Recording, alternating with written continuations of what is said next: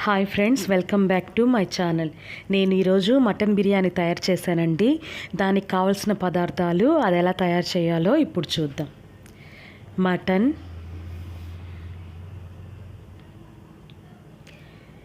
నెయ్యి, పచ్చిమిరపకాయలు, ఎర్రగడ్డలు,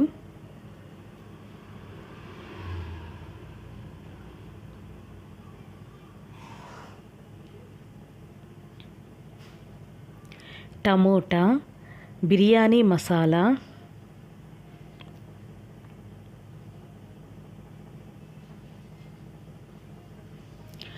అల్లం వెల్లుల్లి ముద్ద, కారం, ధనియాల పొడి, ఉప్పు, పసుపు, కొత్తిమీర, కరేపాకు, సన్ఫ్లవర్ ఆయిల్.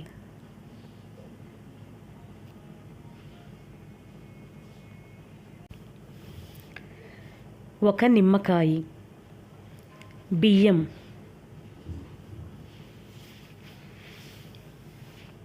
బియ్యాన్ని శుభ్రంగా కడిగి నానేసుకోవాలి. ముందుగా శుభ్రంగా కడిగిన మటన్లో అల్లం వెల్లుల్లి ముద్ద వేసుకోవాలి. తర్వాత కారం, పసుపు చిటికెడే వేసుకోవాలి. ధనియాల పొడి, ఉప్పు, కొత్తిమీర, పుదీనా, కొద్దిగా నూనె కూడా పోసుకోవాలి. పోసుకొని మొత్తం కలుపుకోవాలి. ఈ విధంగా కలుపుకొని, నేనైతే నీళ్లు పోయలేదండి. ఆల్రెడీ కడిగాం కదా, నీళ్లు ఊరుతాయని నీళ్లు పోయలేదు. మనం స్టవ్ మీద పెట్టుకొని 3 విజిల్స్ మటన్ని ఉడికించుకోవాలి. 1, 2, 3. స్టవ్ ఆఫ్ చేసేస్తే ఈ విధంగా ఉడికిపోయి ఉంటుంది. ఇప్పుడు స్టవ్ వెలిగించుకొని ఒక పాత్ర స్టవ్ మీద ఉంచుకొని కొద్దిగా నెయ్యి వేసుకోవాలి. నెయ్యి వేడైన తర్వాత నూనె పోసుకోవాలి.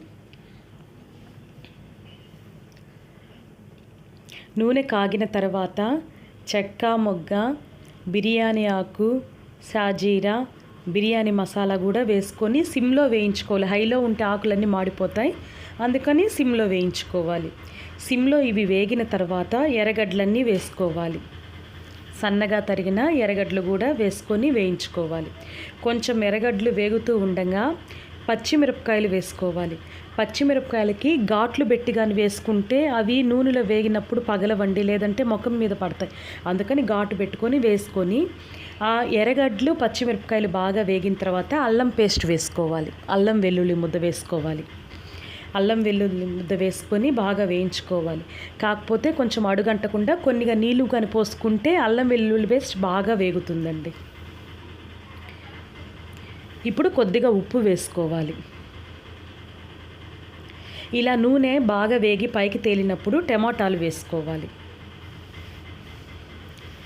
టమాటాలతో పాటు ఉప్పు, పసుపు, కారం, కొత్తిమీర, పుదీనా కూడా వేసుకొని బాగా వేయించుకోవాలి. ఇలా బాగా వేగి కొంచెం దగ్గరగా పడేంత వరకు బాగా టమాటాలు కూడా నలిగేంత వరకు బాగా ఉడికించుకోవాలి. ఇలా బాగా ఆయిల్ పైకి సపరేట్ అయిన తర్వాత వేగినట్లు ఇప్పుడు మనం ఉడికించిన మాంసాన్ని దీంట్లో వేసుకోవాలి. మటన్ని వేసుకోవాలి. దీంట్లో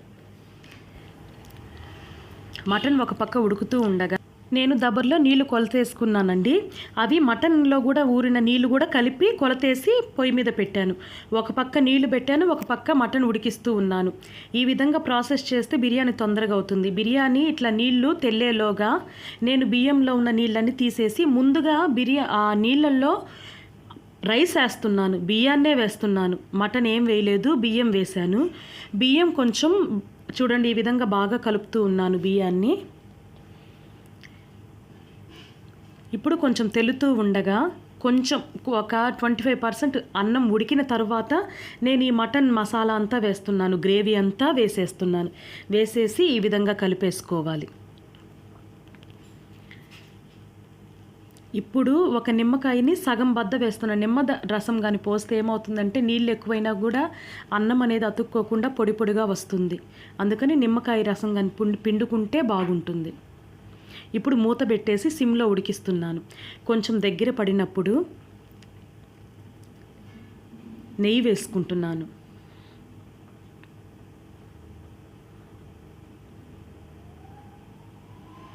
నెయ్యి వేసుకొని కొత్తిమీర పుదీనా కూడా వేసుకుంటున్నాను. పుదీనా ఈ విధంగా వేసేసుకొని